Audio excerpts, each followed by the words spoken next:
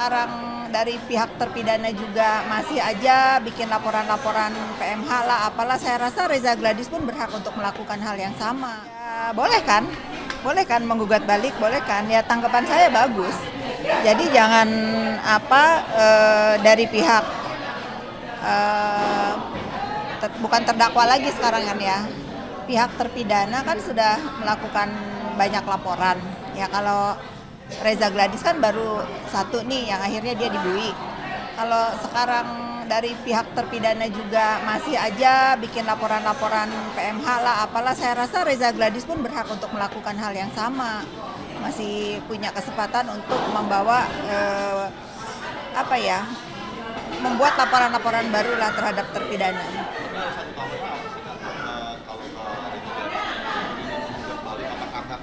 Lebih dulu di kita menggugat 244 miliar. Mungkin iya ya, nggak bisa diem mungkin ya. Mungkin nggak bisa diem ya, jadi boleh-boleh aja lah.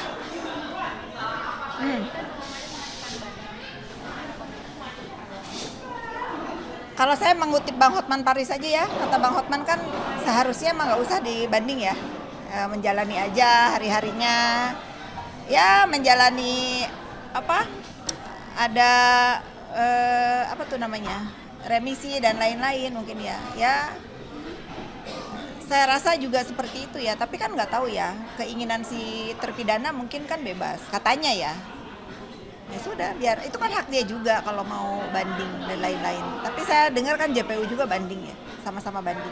Nah, Kak Fitri, mohon maaf sebelum kita juga bersama dengan kita. Mungkin sekarang biar kita menjadi terpidana. Bosen ya ditanya itu.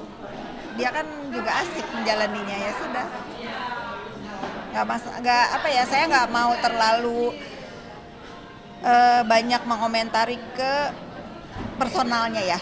Ini mudah-mudahan dia sudah mendapatkan vonis, dia banyak merenung, dia banyak mawas diri lah ya.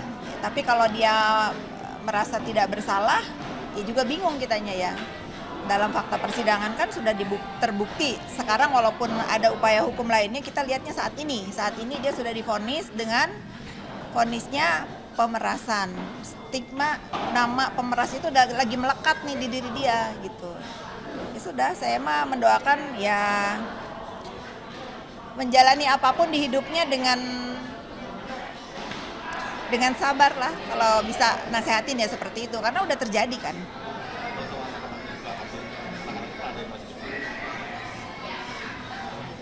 Semua orang pun pasti kasihan kan sama anak-anaknya, tapi balik lagi kan, ini kalau ibunya kasihan sama anaknya kan harus melihat perbuatannya bagaimana. Jangan orang lain yang kasihan anaknya tapi dianya nggak kasihan.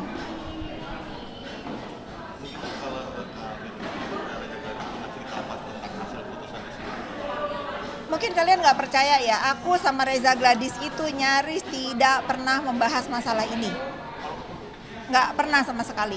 Nggak pernah, cuman terakhir sebelum dia berangkat ke China, dia memang akan melaporkan mengenai pasal 55-nya, keterlibatan orang lain di dalam kasus ini gitu. Tapi kalau terhadap diri terpidana NM, dia udah nggak mau cerita.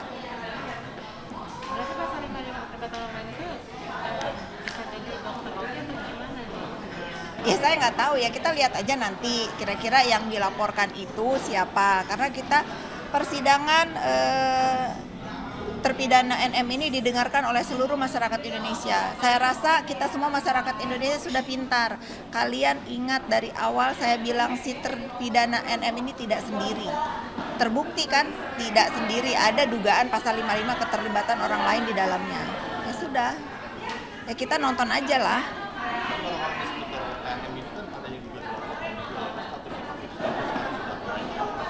Siapa tuh? Yang di Bandung. Ya saya dengar-dengar aja ya, katanya kan ada pelaporan terhadap Dr. O dan rekan-rekannya di Bandung. Mungkin teman-teman bisa nanya ke, saya nggak tahu apa di Polda Bandung, apa di Polrestabes Bandung, saya nggak tahu. Tapi saya dengar memang ada laporan itu. Nggak mengetahui update sekarang statusnya seperti apa, mungkin hasil laporannya berjalan atau tidak. Saya sering bicara di story saya itu orangnya kalau nggak disenggol nggak mau ikut-ikutan.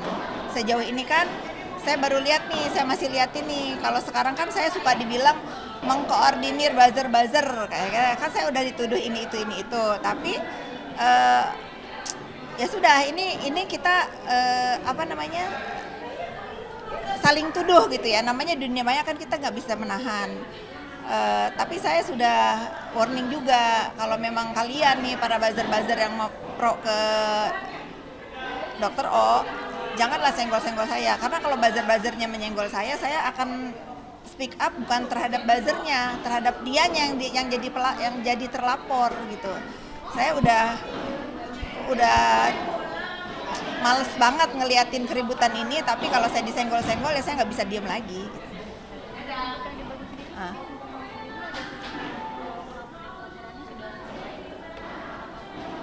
Saya nggak tahu, mungkin kalian nanya aja ke pihak berwajib di Bandung.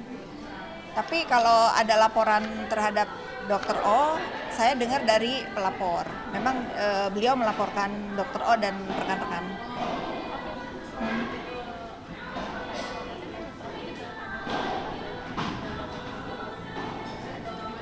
Mengenai apa pelaporannya?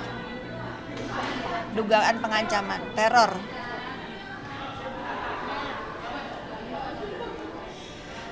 Bunga kan katanya. Gini ya, gimana kalau jadi saya? Kantor saya ditembak loh.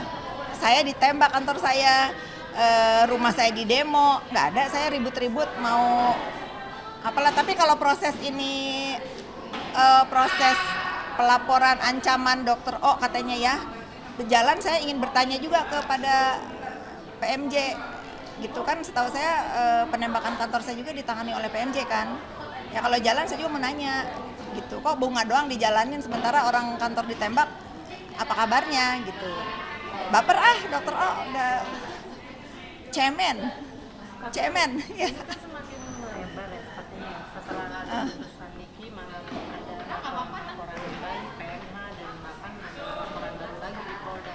Ini gimana sih Kak Fitri memandang kasus ini jadi panjang sekali seperti ini? Ya mungkin kan karena ada ketidakpuasan di dalam ini ya. Ada orang yang tidak puas atas apa yang terjadi sekarang ya.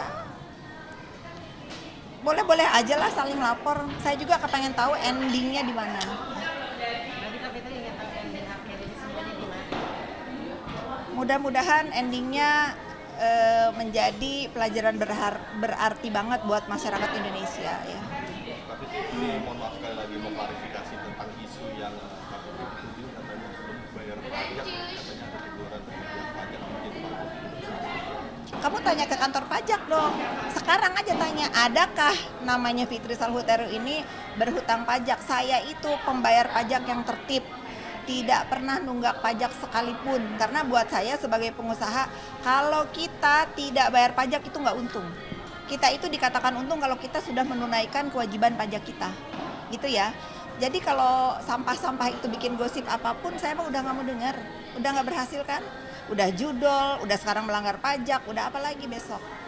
Saya masih di sini main padel, nggak usah ngurusin orang di bui, nggak usah kasak-kusuk menyelamatkan diri dari laporan-laporan orang lain. Walaupun saya dituduh ini itu, ingat ya, saya bukan bela manusia, saya bela kebenaran. Jadi saya tidak pernah berpihak kepada pelapor, saya selalu berpihak kepada kebenaran.